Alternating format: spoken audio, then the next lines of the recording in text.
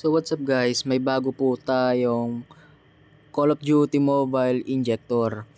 So ngayon, once na na-download nyo na siya, nasa comment down, nasa comment section yung link. And so ito na siya, ayan. So pag na-download nyo na to, tanggalin nyo yung i-rename nyo, tapos tanggalin nyo tong zip. Ayan, parang ganyan siya. So once na natanggal nyo na, pwede nyo na siyang i-install. And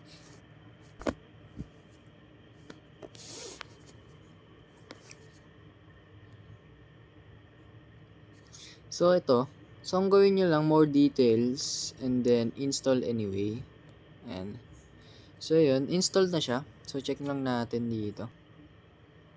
So ito na siya, ayan. So makita nyo, ito na po yung Call of Duty Mobile, yung VNG games, ayan. So ang gagawin nyo na lang, ayan, i-load lang. So ito na siya.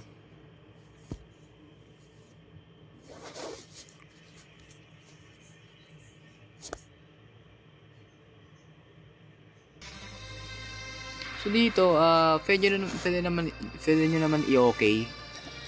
Okay nyo na lang. Huwag nyo nang i-HD para save storage din. Ayan. Hindi rin naman gumagana yun eh. So yun. So name. Ayan. Kahit ano naman, basta makalaro lang ngayon. So nandito na tayo sa training mode. Ayan. So okay lang naman. Yan yun na lang. Yan.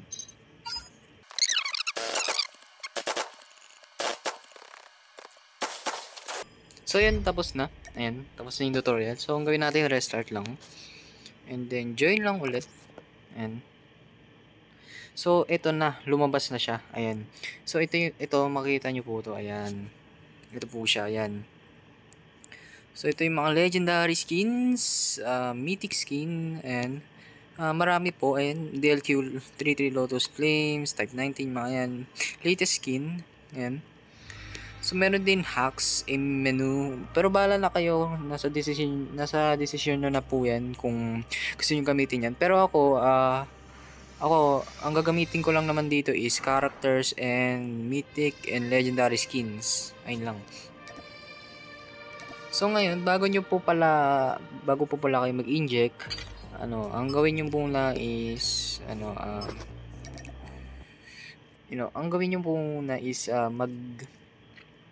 mag-download po, i-download nyo po yung i-inject nyo. So ang gagawin nyo po, punta po kayo dito sa basic and visit safe house and then arsenal. So sa weapon, like ang download nyo is ano ba yung gusto kong gamitin.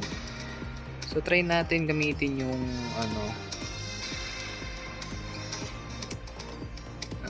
siguro yung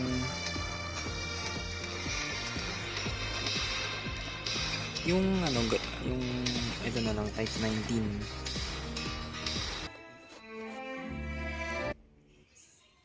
So ito po siya, ayan. So pagkatapos nun, siya kanya po i-on. Ayan. Ayan. Para hindi siya mag-crash.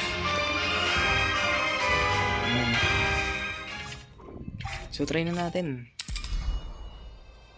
Try natin sa practice. Training mode. Ayan.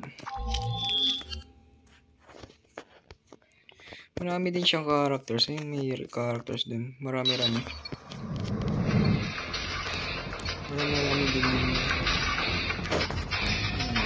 So ayan. Try na natin. Yung Type 19. And ito na siya guys. Ayan. Ayan. So yun, may effects din siya. Ayan. Ayan, kill effects. Ayan. Ayan, yung mga effects siya. Ayan, nag-iiba din yung kulay. Ayan, i-inspect natin.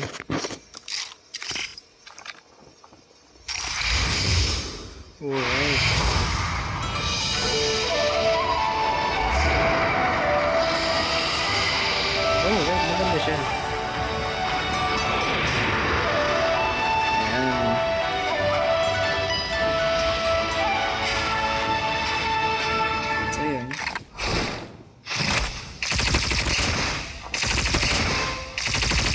So yun lang po guys. Sana naman po ay magustuhan niya po itong video na to. At maraming salamat po sa pakikinood and paki-like and subscribe na din. Nakakatulong po sa akin yun.